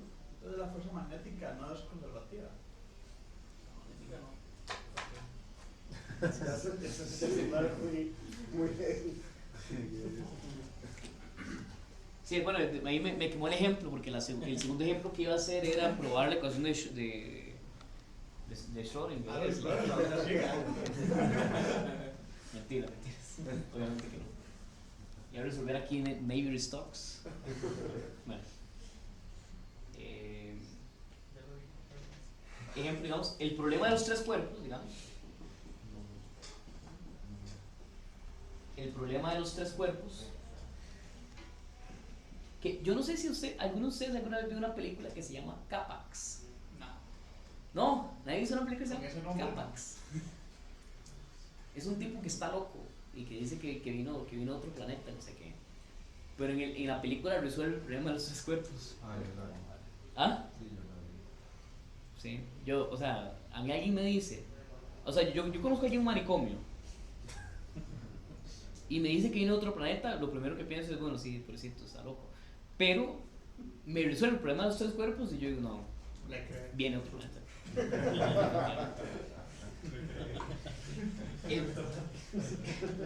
El problema de los tres cuerpos se modela con, o sea, es un campo conservativo, digamos. O es conservativo, quizás es la gramática correcta en este caso. Es conservativo con la energía potencial igual a menos m1 m2 dividido entre x1 menos x2, ¿verdad? Donde x1 y x2 son vectores, menos m1 m3 dividido entre la norma de x1 menos x3, menos m2 m3 dividido entre la norma de x2 menos x3. ¿Y cuál es el problema ahí? ¿Cuál es el problema de los tres cuerpos? Usted tiene tres cuerpos Ajá. actuando de forma, o sea, únicamente gravitacional. ¿Sí? Las ecuaciones diferenciales que le resultan van a ser los posibles gradientes, bueno, el gradiente, o sea, se van a ver así con el gradiente de esa función. ¿Y por qué solo tres cuerpos? O sea, no. Bueno, es que con n cuerpos, o sea, la energía potencial es más difícil, entonces no la voy a escribir, pero de hecho, mentira, no la voy a escribir no porque está difícil, sino porque no me la sé. Pero digamos, el problema de los tres cuerpos, esa es la energía potencial. Pero el punto es que esos problemas, digamos, de gravitación son conservativos, es quizá lo que quiero decir. Bueno, ¿cómo se resuelve ese sistema? Quizás sería la primera pregunta, ¿no? Vamos a resolver problemas de los tres cuerpos acá. ¿Cómo se resuelve ese sistema?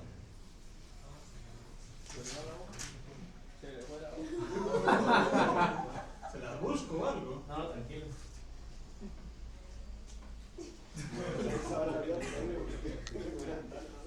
No, tranquilo, ahí vamos ahí acordando más o menos.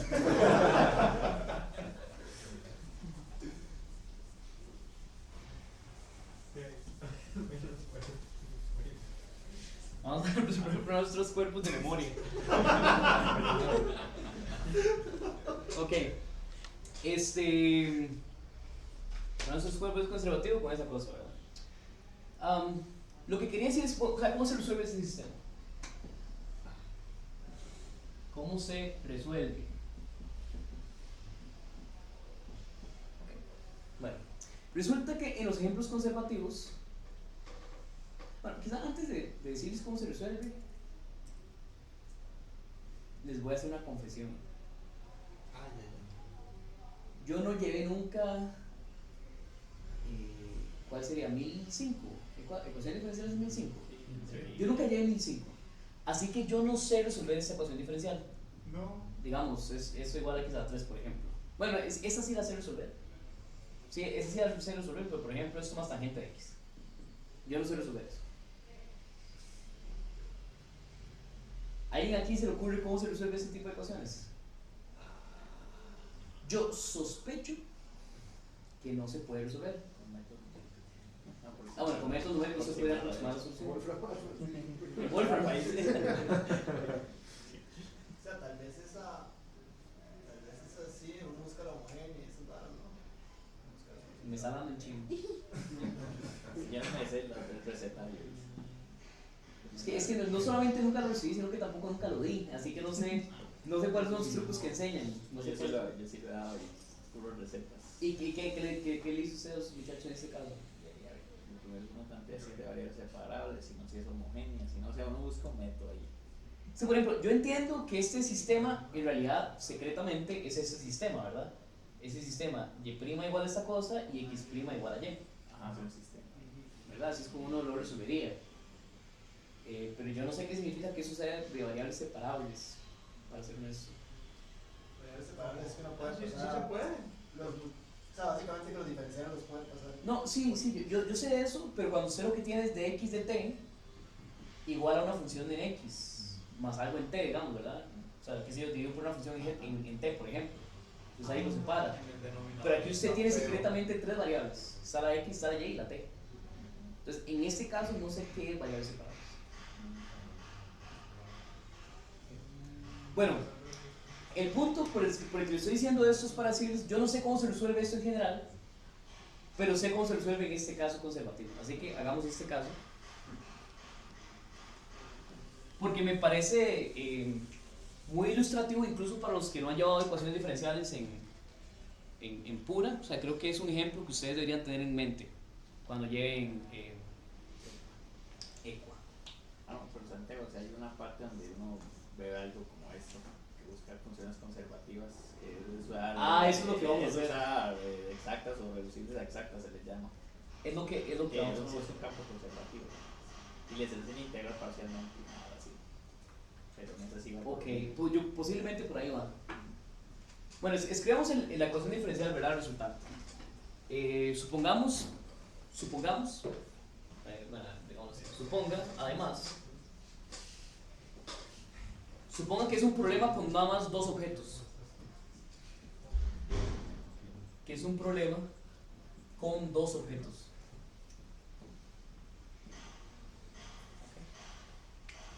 ¿Saben?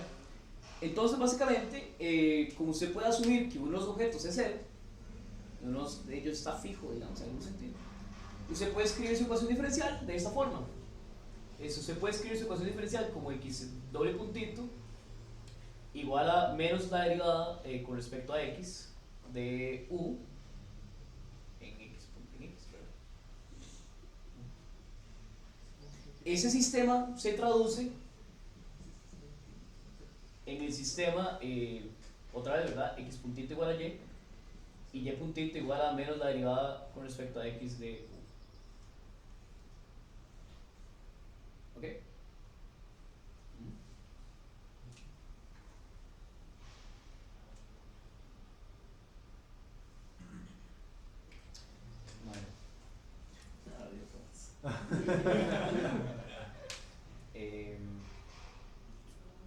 Ok, sí, perdón. ¿Verdad? Esto que está acá, usted lo puede interpretar como en lo que uno le llama el diagrama de fase, ¿verdad? En el diagrama de fase,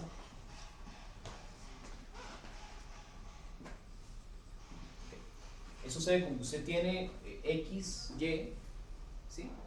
Y tiene un campo vectorial, que el campo vectorial está dado por y, menos derivada con respecto a x de u. Entonces en cada punto usted tiene y, negativo derivada con respecto a x de u. Entonces usted tiene ahí algo que se ve como así.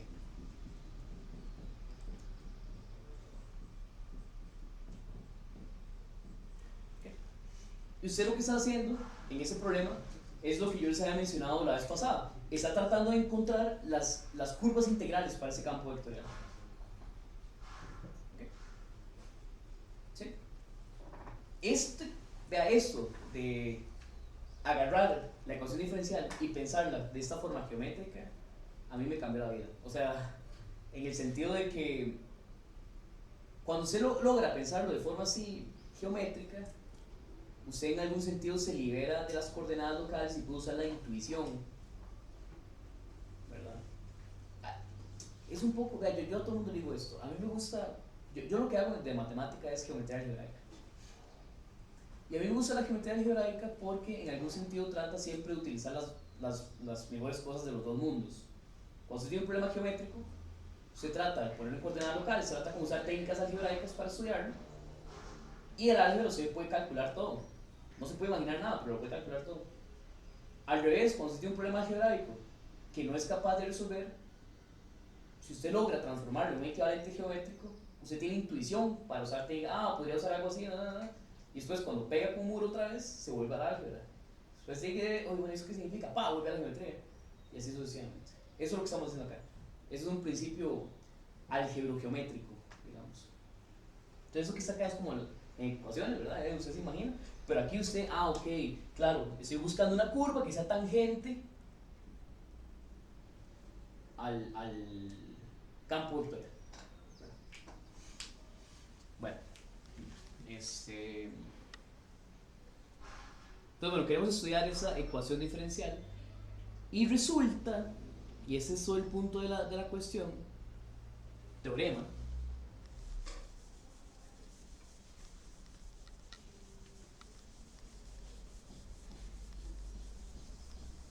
teorema de definición.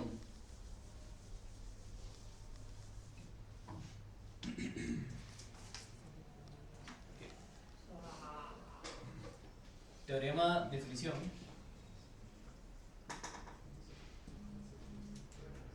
Teorema de definición, ¿verdad? Se define la energía, bueno, ya definimos la energía potencial es U. Existe ya, digamos, de antemano dentro del problema. Definimos la energía cinética. Defina la energía cinética como y al cuadrado dividido por 2.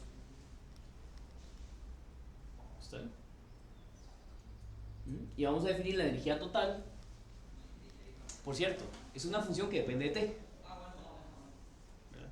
O sea, depende de y depende de t.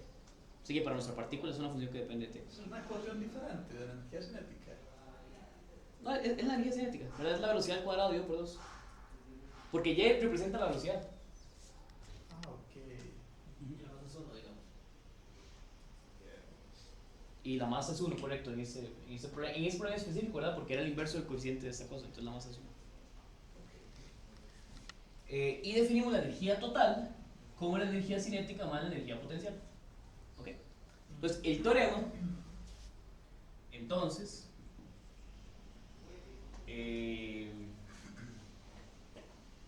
la derivada con respecto, o sea, entonces E es invariante. E nunca cambia en la trayectoria.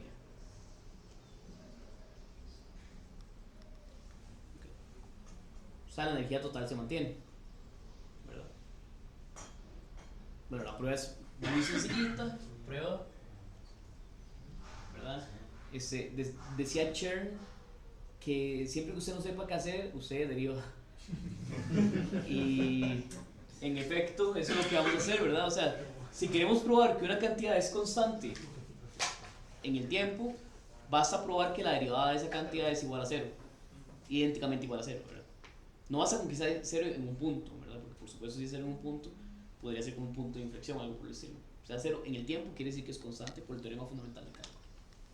Entonces prueba, ¿qué sería la derivada con respecto al tiempo de E? ¿Verdad? Eso sería la derivada en el tiempo de K más U. ¿Sí? Y eso sería, bueno, a ver, ¿cuál es la derivada de K? ¿Verdad? La derivada de K es la derivada de y cuadrado dividido por 2. Eso sería 2y dividido por 2 dividido por y'. ¿Okay? Eso sería y multiplicado por y', y y' es eso que está acá. Multiplicado por menos la derivada con respecto a x de u. ¿Verdad? Okay. ¿Y cuál es la derivada de u con respecto a t? Diría que es 0, porque depende de x, pero no sé. La derivada de u con respecto a t, ¿verdad? Va a ser la derivada de u con respecto a x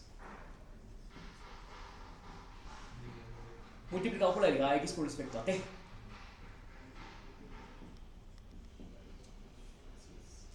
Sería la derivada total de la energía. ¿Usted dice el gradiente? O sea, es que es la derivada total de la energía, no la derivada parcial. Claro, que siempre se usa la derivada parcial. O sea, ¿usted quiere que lo escriba así? Sí, tal vez.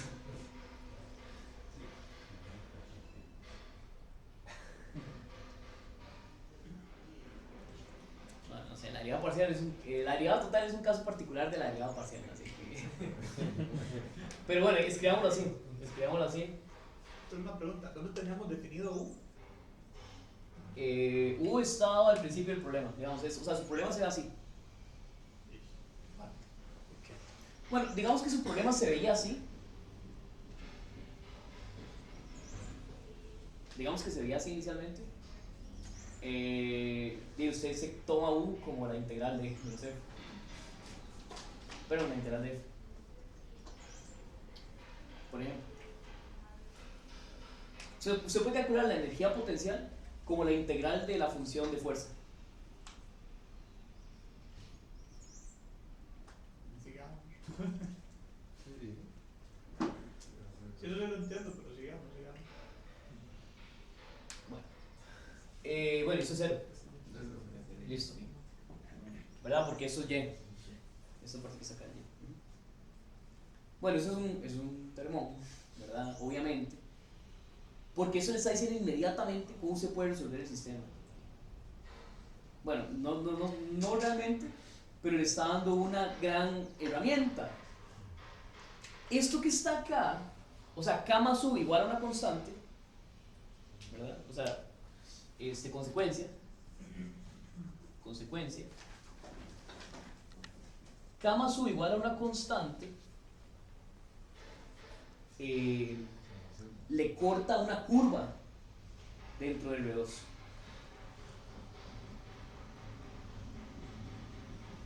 Corta una curva en el R2, espacio de fase. En el espacio de fase. Okay. Que es el lugar geométrico de la trayectoria. Okay. Esto no le dice a usted cuál es la trayectoria, porque usted para darme una trayectoria me tiene que decir en el tiempo t dónde está la partícula, pero le está diciendo geométricamente cuál es el conjunto de todos los puntos por los que va a pasar la partícula. Okay. No es lo mismo, ¿verdad? Entonces eso es una curva de nivel, lo que estamos consiguiendo, que no es lo mismo que la trayectoria. Disculpen. Sin embargo, por el teorema de la función implícita, ¿verdad? Eso quiere decir que usted puede darme Y en términos de X. Localmente. Entonces, por el teorema de la función implícita, escribámoslo acá. Y me encanta que Mario haya usado esa palabra, localmente. Porque cuando uno no puede hacer las cosas de forma global y tiene que restringirse a hacerlas de forma local, es precisamente cuando se utilizan las herramientas de la geometría. O sea, para eso se inventó la geometría, para hacer las cosas de forma local, no global. Bueno, para eso se inventó la geometría diferencial. Entonces, por el teorema de la función implícita, ¿verdad? Que es TFI, no NFI.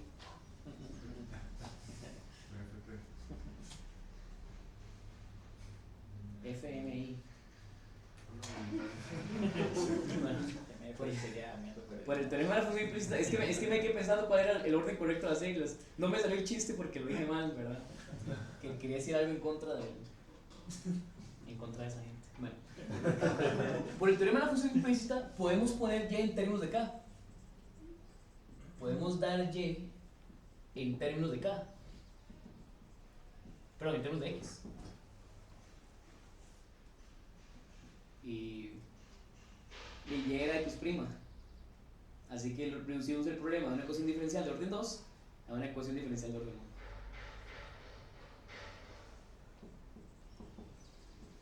Entonces es una ecuación diferencial de orden 1.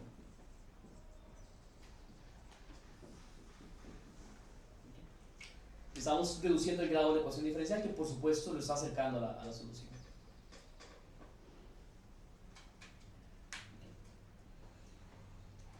Bueno, eso es esa es como la maravilla 1, ¿verdad? La maravilla 2 tiene que ver con que esto tiene pinta de que se puede generalizar, ¿verdad? O sea, aquí yo le digo a mis estudiantes siempre en los cursos de matemática que, ¿verdad? En ese tipo de situaciones hay que tener un poco de ojo de tigre y pensar ¿por qué es que salió ese Y cuadrado dividido por 2?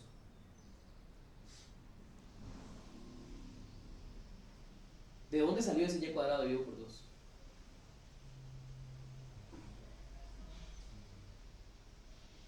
No, que la energía cinética de toda la vida. No. Matemáticamente, o sea, porque era natural pensar en la función y cuadrado dividido por 2. Lo que hicimos fue decir que el sistema conservativo con 2 cuerpos era equivalente, aquí, moraleja, digamos, moraleja de la historia, o observación, pongamos, ¿verdad? Observación. Lo que hicimos fue, disculpen, lo que hicimos fue ver que el sistema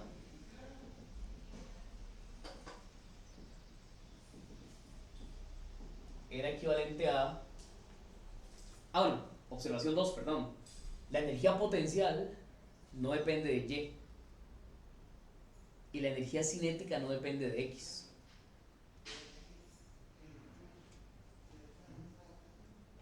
Entonces lo que hicimos fue ver que el sistema era equivalente a X puntito igual a la derivada de la energía con respecto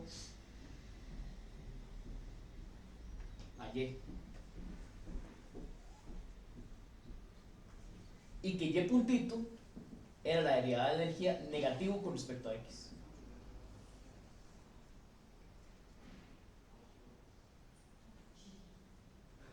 Esta es la forma más general de este tipo de problemas conservativos. Esto, la derivada con respecto a X es la derivada de algo con respecto a Y, y la derivada con respecto a T, y la derivada de Y es el negativo de la derivada con respecto a X, es lo que le da origen matemáticamente a la geometría sincrética. Y bueno, y físicamente a la mecánica hamiltoniana. Geometría sincrética para los matemáticos. ¿Verdad? Este tipo de situación que acabamos de ver, que nuestro ejemplo es un caso particular, va a aparecer un montón de veces más después, ¿verdad? Como una generalización. Y este estilo es mejor porque no dependía de las coordenadas locales, más o menos. No dependía de decirle a usted explícitamente esa energía cinética, es Y cuadrado dividido por 2. ¿Verdad? Esto se ve más general y en esta situación la E sigue siendo preservada en el tiempo. Digamos, eso va a seguir siendo un sistema conservativo porque la función E le va a decir a usted qué es lo que se preserva en el tiempo, la energía total. Okay. Bueno, eso es todo por hoy.